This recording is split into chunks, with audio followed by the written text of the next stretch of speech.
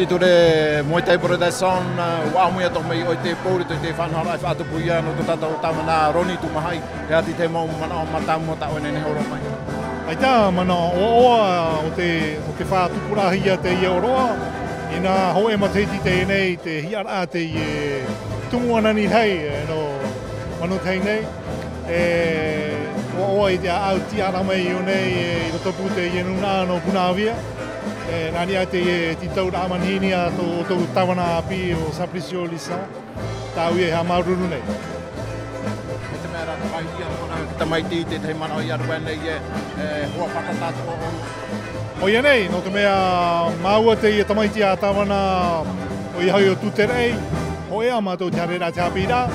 o mātaro ia ana te paripa ia wau te raratou ona o te apira te ia toro o taute mātou me te ia maua hati tei poroira na oi te ie utua whare poroira ia waita toro to te arofa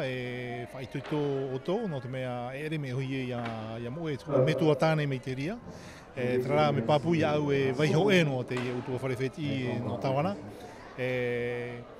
I roto te here atoa o te ienuna, o te here tōna tāwana I tararatau veino hoa te here mai te pro hia mai te ro mohi ona te rau ere I hara te oa o te tāwana I taona mohi ia. Maruru me te moite. Maruru me te iaoe.